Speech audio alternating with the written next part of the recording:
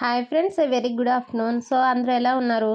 So ఈరోజు topic సహజ వృక్ష సంపద అనమాట, న్యాచురల్ వెజిటేషన్ గురించి అని చెప్పేసి మనకి టాపిక్ అనేది ఉన్నది గ్రూప్స్లోని. సో ఇదంతా టాపిక్ అనేది అక్కర్లేదు, ఇందులో మనం ఏంటంటే కొంచెం ఇంపార్టెంట్ అయినవి అనేది మనం చూసుకుంటే సరిపోతుంది అని చెప్పేసి. సో ఇందులోని మనకి విన్నర్స్ పబ్లికేషన్స్లో వాళ్ళు ఏంటంటే కరెక్ట్గా ఎగ్జామ్ పాయింట్ ఆఫ్ వ్యూలోనే కొంచెం స్ట్రెస్ చేసిన కొన్ని పాయింట్స్ ఇచ్చారనమాట. సో అంటే ఇలాగ డార్క్గా చేసినవి ఉన్నాయి కదా, సో ఇవన్నీ కూడా ఎగ్జామ్స్లో వస్తాయి అని అన్నట్టుగా ఇచ్చారనమాట. సో ఇవైతే ఇలా చూసుకుంటే నేను మోస్ట్ ఆఫ్ ది బిట్స్ కూడా చూశాను నేను మార్క్ టెస్ట్లోని. సో ఇలా స్ట్రెస్ చేసి ఉన్న వాటి మీద బిట్స్ అనేది వచ్చాయన్నమాట. సో అందుకే వీళ్ళు కూడా ఏంటంటే సో నేను కూడా ఇప్పుడున్న తక్కువ టైంలోని ఇవే నేను కంప్లీట్గా చేస్తున్నాను. సో ఇక్కడ వచ్చేసి టాపిక్లోకి అయితే వెళ్ళిపోదాము. సో ఇక్కడ ఏంటంటే టాపిక్ అంటే ఇక్కడికి వచ్చేసరికి చూడండి, మధ్య మధ్యలో కొన్ని కూడా మనం చూసుకోవాలి. విశాలమైన ప్రాంతంలో సహజంగా విభిన్నమైన చెట్ల రకాలతో ఉన్న చెట్ల రకాలతో ఉన్న ప్రాంతాన్ని సాధారణంగా అడవి అంటాం. సో ఇక్కడ ఏంటంటే క్వశ్చన్ ఎలా వస్తుంది, విశాలమైన ప్రాంతంలో సహజంగా విభిన్న చెట్ల రకాలతో ఉన్న ప్రాంతాన్ని ఏమంటారు? అడవి అంటారు, ఫారెస్ట్. ఓకే, విశాలమైన ప్రాంతంలో సహజంగా విభిన్నమైన చెట్ల రకాలతో ఉన్న ప్రాంతాన్ని అడవి అంటారు. సో ఇక్కడ అడవులను ప్రభావితం చేసే అంశాలు, ఇది స్ట్రెస్ చేశారు కదా.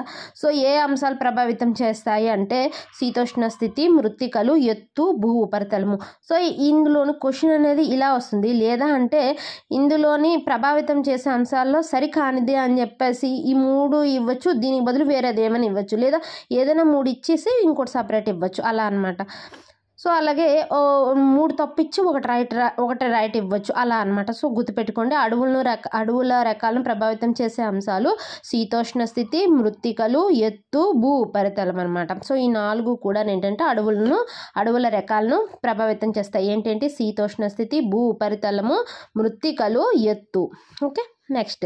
సో భారతదేశంలో అడవుల వర్గీకరణ అని ఇచ్చేసారు కదా. సో ఇక్కడ ఏంటంటే ఇక్కడ అడవుల్ని ఎవరు వర్గీకరణ చేశారు అంటే ఇక్కడ చూడండి, 1936లో హెచ్జి చాంపియన్, ఇతను ఇంగ్లాండ్ దేశస్థుడు. స్ట్రెస్ చేసినవే నేను చెప్తున్నాను, ఓకేనా, మీకు సింపుల్గా కొంచెం వేగంగా టాపిక్ అనేది అవుతుంది కాబట్టి. సో 1936లో హెచ్జి చాంపియన్, ఇతను ఇంగ్లాండ్ దేశస్థుడు. 1936లో హెచ్జి చాంపియన్, ఇతను ఇంగ్లాండ్ దేశస్థుడు. ఇతను ఏంటంటే అడవుల్ని వర్గీకరించాడు. సో ఎన్ని రకాలుగా వర్గీకరించాడు అంటే 5 రకాలుగా వర్గీకరించారు. ఓకే, 5 రకాలుగా వర్గీకరించారు అనమాట. సో అవి ఏంటంటే ఇవి మళ్ళీ చూడండి, స్ట్రెస్ చేశారు. సప్తహరిత అరణ్యాలు, ఆకురాల్చు అడవులు, చిట్టు అడవులు, క్షారజల అరణ్యాలు, హిమాలయ అరణ్యాలు. ఏంటంటే 5 రకాలు: సతతహరిత అరణ్యాలు, ఆకురాల్చు అడవులు, చిట్టు అడవులు, జలారణ్యాలు, హిమాలయ అరణ్యాలు. సతతహరిత అరణ్యాలు, చిట్టడవులు, ఆకురాల్చు అడవులు, నెక్స్ట్ క్షారజల అరణ్యాలు, హిమాలయ అరణ్యాలు. సో ఇక్కడ ఒక్కొక్క దాని గురించి ఇచ్చాడనమాట. సో సతతహరిత అరణ్యాలు ఏంటంటే 21% అనేది ఉన్నాయి. సో ఇవి గుర్తుపెట్టుకోవాలి, సతతహరిత అరణ్యాలు అనేవి 21% ఉన్నాయన్నమాట. సో దీనికి ఇంకొక పేరు, సతతహరిత అరణ్యానికి ఇంకొక పేరు ఏంటి అంటే ఇక్కడ ఇది కూడా స్ట్రెస్ చేశారు కాబట్టి ఇది కూడా మనం గుర్తుపెట్టుకోవాలి. ఇవ్వండి చూడండి, ఉష్ణమండల తేమతో కూడిన సతతహరిత, అర్ధ సతతహరిత సతతహరిత అరణ్యాలు అని కూడా అంటారనమాట, ఇతర పేర్లు వీటికి. సో ఇవి ఎక్కడెక్కడ విస్తరించి ఉన్నాయి? సో విస్తరించిన వర్షపాతం ఏంటంటే అత్యధిక వర్షపాతం గల ప్రాంతాలు, ఎత్తు 510 నుంచి 1500 మీటర్ల ఎత్తులోని విస్తరించి ఉంటాయి. ప్రదేశాలు ఎక్కడెక్కడ విస్తరించాయంటే పశ్చిమ కనుమలు, అలాగే దక్షిణ భాగం అంటే గోవా, కర్ణాటక, కేరళ ప్రాంతంలోను, ఈశాన్య భారత్, అలాగే అండమాన్ నికోబార్ దీవులు, పశ్చిమ బెంగాల్, ఒడిస్సా. సో ఇలాంటి వాటిల్లో ఏంటంటే మనకి ఇచ్చేస్తారనమాట. సో ఇక్కడ ఇచ్చారు నోట్ అని. పశ్చిమ కనుమల యొక్క 2 వైపులు, ఇక్కడ ఇవి ఏంటంటే కొంచెం ఏ ప్రదేశాలు అన్నది కూడా స్ట్రెస్ చేశారు కదా. ఇది కూడా ఒకసారి వర్షపాతం ఏంటంటే అత్యధిక వర్షపాతం గల ప్రాంతాల్లో ఈ సప్తహరిత అరణ్యాలు అనేవి విస్తరిస్తాయి. అలాగే ఎత్తు వచ్చేసి 500 నుంచి 1500 మీటర్ల ఎత్తు వరకు ఉండే ప్రాంతాల్లో కూడా ఇవి విస్తరించి ఉన్నాయి. అలాగే ప్రదేశాలు ఏంటంటే పశ్చిమ కనుమలు, అలాగే ఈశాన్య భారత, అండమాన్ నికోబార్ దీవులు, ఇవన్నీ. ఈ 3 కూడా ఏంటంటే మళ్ళీ గుర్తుపెట్టుకోవాలి, ఓకే, స్ట్రెస్ చేశారు కాబట్టి. సో ఇక్కడ ఏంటంటే పశ్చిమ కనుమల యొక్క 2 వైపులా వాల్ వెంబడి విభిన్న వృక్ష సంపద కనబడును అని ఇచ్చారు. సో అంటే దీన్ని మనం ఏంటంటే కొంచెం చూడండి. అండ్ అలాగే ఇక్కడికి వచ్చేసరికి వృక్ష జాతులు అని చెప్పేసి ఇచ్చారు. ఇది కూడా స్ట్రెస్ చేశారు కదా వృక్ష జాతులు అన్నది. ఓకే, సో వృక్ష జాతులు ఫ్లోరా. అలాగే తుమ్మ ఏంటంటే తుమ్మ, మహాగని, రోజ్వుడ్, ఐరన్వుడ్ అండ్ అలాగే టూను, సీషం, ఎబోని ఇవన్నీ కూడా ఇచ్చారనమాట. ఇందులోని సప్తహరిత అరణ్యాల్లోని వృక్షజాతులు ఏంటనేవి. ఇతర అంశాలు ఏంటంటే కలప, ఈ సప్తహరిత అరణ్యాల్లో నుండే కలప గట్టిగా ఉండి దట్టంగా పెరుగుతుందంట. కానీ వాణిజ్య విలువ అనేది దీనికి తక్కువగా ఉంటుంది. ఆకులు వెడల్పుగా విశాలంగా ఉంటాయి అన్నమాట. సో అంటే ఇక్కడ ఏంటంటే ఈ కలపకి ఏంటంటే మనకి కలప గట్టిగా ఉంటుంది, గట్టిగా ఉండి దట్టంగా పెరుగుతుందంట ఇక్కడ కలప. కానీ ఈ కలపకి వాణిజ్య విలువ అనేది తక్కువగా ఉంటుంది. ఇతర అంశాల్లో ఇచ్చేది ఏంటంటే వాణిజ్య విలువ ఏ కలపకి తక్కువగా ఉంటుంది అంటే సప్తహరిత అరణ్యాల యొక్క కలపకి. ఆకులు వెడల్పుగా ఉంటాయి, విశాలంగా ఉంటాయి. నెక్స్ట్ ఆకురాల్చు అడవులు. సో ఆకురాల్చు అడవులు ఎక్కువ మనకు ఉండేది ఆకురాల్చు అడవులే మనకి ఎక్కువ చూస్తాం. ఎందుకంటే చూడండి 58.51% అడవులు అనేవి ఆకురాల్చు అడవులే మన దేశంలో అనేది ఎక్కువగా కనిపిస్తాయి. ఇతర పేర్లు ఏంటంటే వీటికి, సో ఇగోండి ఇది కూడా ఇంపార్టెంట్. ఇతర పేర్లు ఉష్ణమండల ఆకురాల్చు అడవులు, ఋతుపవన అరణ్యాలు, అన్యరేఖ ప్రాంత అరణ్యాలు. వీటికి ఇంకో పేరు అనమాట. ఆకురాల్చు అడవులకే ఉష్ణమండల ఆకురాల్చు అడవులు, ఋతుపవన అరణ్యాలు, అన్యరేఖ ప్రాంత అరణ్యాలు. సో ఇది ఇక్కడ ఏమీ కూడా ఏంటంటే ఇంపార్టెంట్ బిట్గా లేనట్టున్నది, అందుకే ఇక్కడ స్ట్రెస్ చేయలేదు. ఇవన్నీ చూడండి కావలిస్తే. ఇగోండి గట్టి కలప, ఇందులో గట్టి కలప వస్తుంది. ఇక్కడ తక్కువ కలప అనేది గట్టిగా ఉండదని అన్నారు కదా. సో ఇక్కడ గట్టి కలప వస్తుంది. వాణిజ్య విలువ చాలా ఎక్కువగా ఉండి ఎండాకాలంలో బాష్పోత్సకాన్ని నివారించడానికి తమ పత్రాలను రాలుస్తాయి అని చెప్పేసి అన్నాడు. సో అది అంత ఇంపార్టెంట్ కాదు అనేసి వాళ్ళు స్ట్రెస్ చేయలేదు. ఇవి మాత్రం స్ట్రెస్. ఇంకొక అరణ్యాలు ఆకురాల్చు అడవులకి ఇంకో పేరు ఏంటంటే ఉష్ణమండల ఆకురాల్చు అడవులు, ఋతుపవన అరణ్యాలు, అన్యరేఖ ప్రాంత అరణ్యాలు. నెక్స్ట్ ఆర్ద్ర లేదా తేమ గల ఆకురాల్చు అడవులు. ఇవి ఎన్ని ఉన్నాయి అంటే 17.65% ఉన్నాయన్నమాట. సో ఇక్కడికి వచ్చేసరికి వర్షపాతము 100 నుంచి 200 సెంటీమీటర్స్ వర్షపాతం అనేది ఉంటుంది.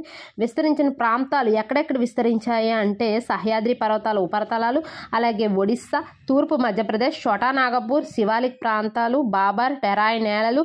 సో ఇక్కడ బాబర్ టెరాయ్ నేలలు అండ్ సాధారణంగా కొండ ప్రాంతాలు పీఠభూమి ఉపరితలంలోనే అధిక పెరుగుదలను చూపుతాయి.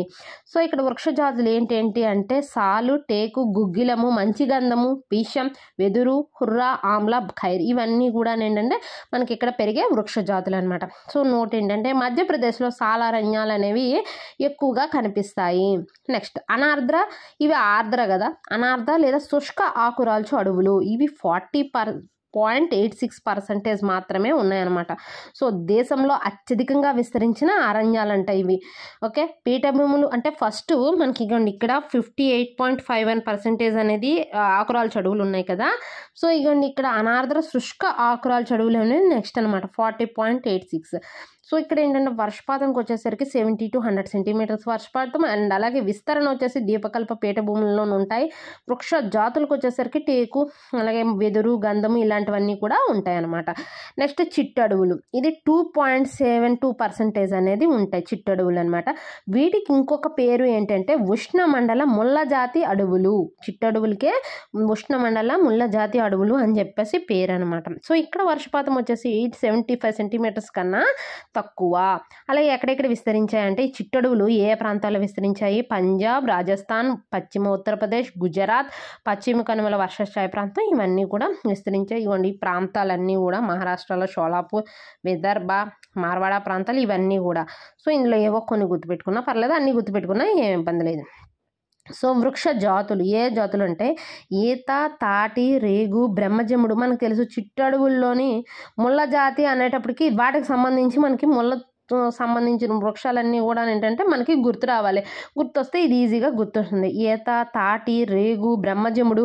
ఫస్ట్ ముళ్ళ జాతికి వచ్చేసరికి బ్రహ్మజముడు, నాగజముడు గుర్తొస్తుంటాయి. అలాగే తుమ్మ చెట్టు, వేప, ఉసిరి చెట్టు ఇవన్నీ గుర్తొస్తాయి కదా. సో అలా గుర్తుపెట్టుకోండి ఇది. ఓకేనా. నెక్స్ట్ మడ అడవులు. సో ఇది ఏంటంటే 0.73% మాత్రమే ఉన్నాయన్నమాట. దీనికి ఇతర పేర్లు ఏంటంటే డెల్టా అరణ్యాలు, పోటుపాటు అడవులు లేదా టైడల్ అడవులు లేదా హోలోఫైట్స్, క్షారజల అరణ్యాలు. ఓకేనా. సో వీటికి ఇతర పేర్లు డెల్టా అరణ్యాలు, పోటుపాటు అడవులు లేదా టైడల్ అడవులు లేదా హోలోఫైట్స్. సో విస్తరణ ఏంటంటే ఉప్పు నీరు కలిసిన డెల్టాలు ఈస్టువరీ.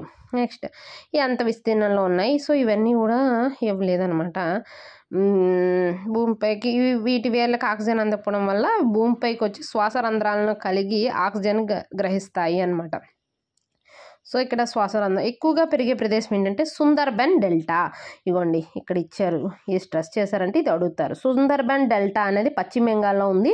సో ఇక్కడ మనకి ఏంటంటే ఇది సుందర్బన్ డెల్టా అనేది అక్కడ ఏంటంటే మడ అడవులు అనేది ఎక్కువగా ఉంటాయి. సో పశ్చిమ బెంగాల్లో ఉన్నది. ఈ సుందర్బన్ డెల్టా అనే పేరు ఎందుకు వచ్చిందంటే అక్కడ సుందరి మొక్క అంట, ఈ మొక్క పెరుగుతుంది, అందుకనే దీనికి సుందర్బన్ డెల్టా అనేది పేరు వచ్చిందంట. ఓకేనా. సో ఇంకా ఇవన్నీ కూడా ఇంపార్టెంట్ అయితే కాదు. సో నేను కూడా దీన్ని స్కిప్ అయితే చేసేస్తున్నాను. ఇవన్నీ మడ అడవులు సునామీలకు సహజ నిరోధకాలుగా ఉపయోగపడతాయి అని ఇచ్చారు. ఓకేనా. సో సునామీలకు సహజ నిరోధకాలుగా ఏవి ఉపయోగపడతాయని క్వశ్చన్ రావచ్చు. మడ అడవులు. ఓకే, ఇవి ఎంత ఉన్నాయి పర్సంటేజ్ అంటే 0.73% ఉన్నాయన్నమాట. నెక్స్ట్ ఇక్కడ ఇవ్వండి చూసుకోండి. ఇదంతా కూడా నేను చెప్పడం అంటే మీకు కాదు, భారతదేశంలోని మడ అడవులు అని చెప్పేసి ఇచ్చారు, ఎక్కడెక్కడ ఉన్నాయి అనేసి. ఇవ్వండి కోరింగా కాకినాడ వైపు అనమాట. ఇది గోదావరి డెల్టా తూర్పుగోదావరి జిల్లాలోని మడ అడవులు అనమాట. నెక్స్ట్ వచ్చేసి కేరళలోని, అలాగే ఇవ్వండి ఇదంతా. సో ఇక్కడ కూడా ఇచ్చారు మడ అడవుల విస్తీర్ణము 2019 అని చెప్పేసి మ్యాప్ పాయింట్ అయితే ఇచ్చారు. ఇవ్వండి ఎంత పర్సెంటేజ్ విస్తీర్ణంలో ఉన్నాయి అంటే ఒక్కొక్క రాష్ట్రంలో ఎంత ఉన్నాయి అన్నసి. ఓకేనా. సో హిమాలయ అడవులు ఎంత ఉన్నాయి? 9% ఉన్నాయన్నమాట. సో 9% హిమాలయ అడవులకు వచ్చేసరికి ఇవ్వండి హిమాలయాల ఎత్తును బట్టి మళ్ళీ అడవుల్ని కింది విధంగా వర్గీకరించడం జరిగింది అనేసి. ఉష్ణమండల ఆర్ద్ర ఆకురాల్చు అడవులు. సో ఇవి 1000 మీటర్ల ఎత్తుగల పర్వతాల ప్రాంతాలైన శివారిక్ మరియు టెరాయ్ ప్రాంతాల్లో ఇవి పెరుగుతాయంట. సో ఇక్కడ వృక్షజాతులు ఏంటంటే వెదురు, సాలు అలా అనమాట. సో ఇక్కడ ఏంటంటే వెదురు చాలా హైట్ వస్తుంది కదా, సో అలాంటివి అనమాట పెరుగుతాయి ఇవి. ఇక్కడ ఉష్ణమండల సతతహరిత అరణ్యాలు. సో ఇక్కడ ఏంటంటే 1000 నుంచి 1800 మీటర్ల ఎత్తుగల పర్వత ప్రాంతాలైన హిమాచల్ ప్రదేశ్, ఉత్తరాఖండ్ రాష్ట్రాల్లో పెరుగుతాయి. సో ఇక్కడ పెరిగే వృక్షజాతి ఏంటంటే మహాగని, ఎబోని, ఓక్ ఇలాంటివి. శృంగాకార అరణ్యాలు లేదా కొనిఫెరస్ అడవులు. సో ఇక్కడ కూడా ముఖ్యమైన జాతులు ఏంటి? ఓకేనా, ఈ జాతులనే పెరుగుతున్నాయి.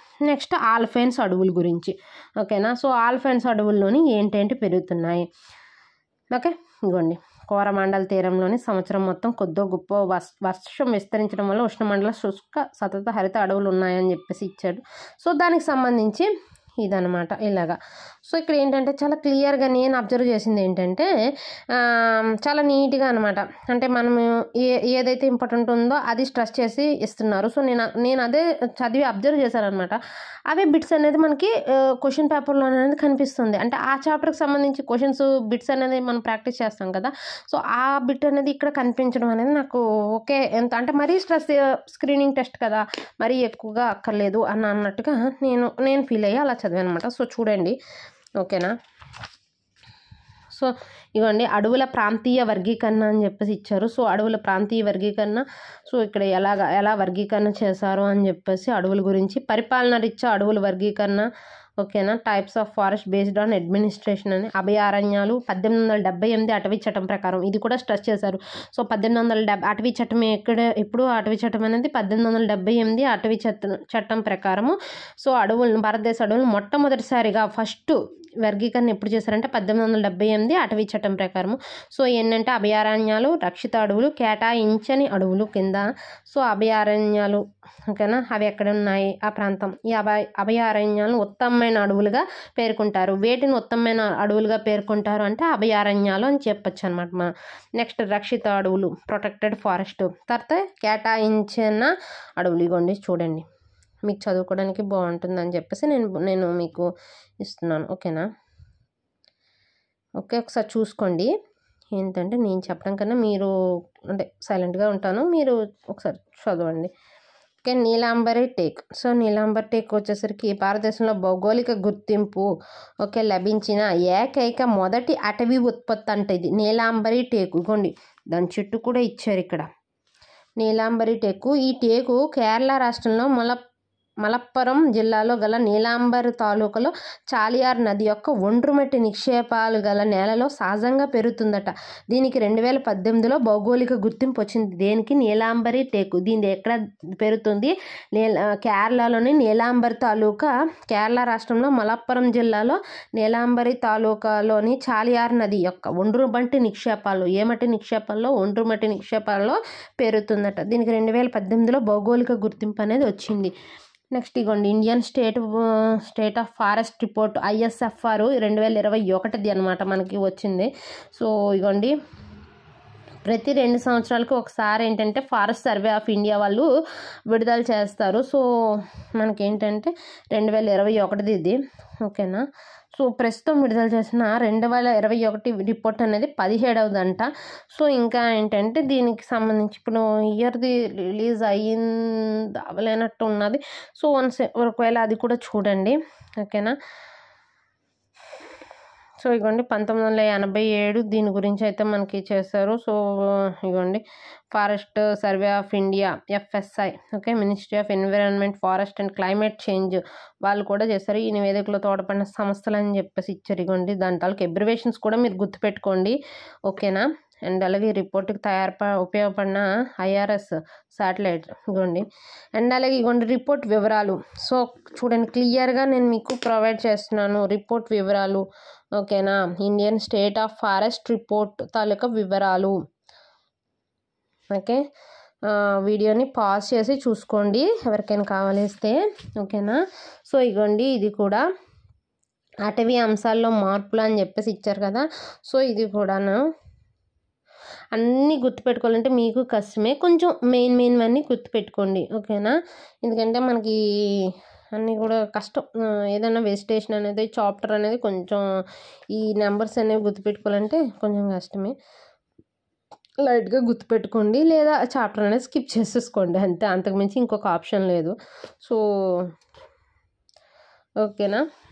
ఇండియన్ జాగ్రఫీ అనేది మనకి ఓన్లీ ప్రిలిమ్స్ దీనివల్లే ఉంటుంది కాబట్టి చేసుకున్నాను. అది మార్కుల కోసం అయితే మనం చెయ్యాలి, బట్ మరీ ఇంత డెప్త్గా అయితే వెళ్ళాడా అని అయితే నేను అనుకోవటం లేదు. సో కొంచెం ఇలా స్ట్రెస్ చేసిందే నేను అనుకుంటున్నాను, ఎక్కువ అవే కనిపిస్తున్నాయి, ఓకేనా.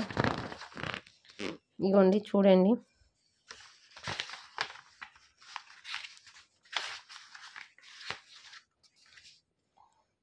ఓకే.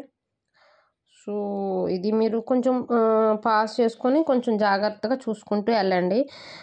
ఏదైనా మీకు డౌట్ ఉన్నది అనుకుంటే అది చూసుకోండి. సో నేను దీంతో ప్రొవైడ్ చేస్తున్నాను. సో 50 days ప్లాన్ అనేది ఎలా చేయాలి అని చెప్పేసి, సో అది కూడా చూడండి, లాస్ట్ వరకు వీడియో చూడండి, చాలా మీకు ఇంట్రెస్టింగ్ అనేది ఉంటుంది.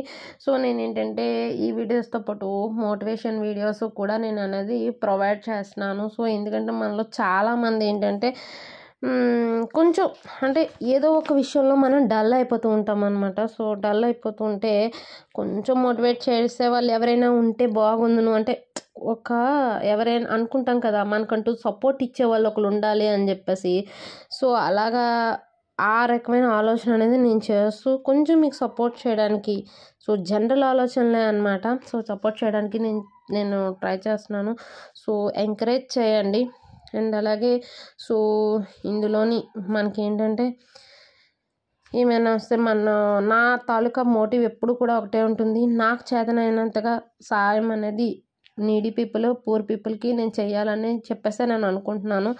సో దానికి మీ వంతు హెల్ప్ ఏదైనా ఉంది అంటే వీడియోకి లైక్ చేయడం, అలాగే మీ ఫ్రెండ్స్కి చెప్పి వీడియోని ఛానల్ని సబ్స్క్రైబ్ చేయించడం, ఈ 2 చేయండి చాలు నాకు.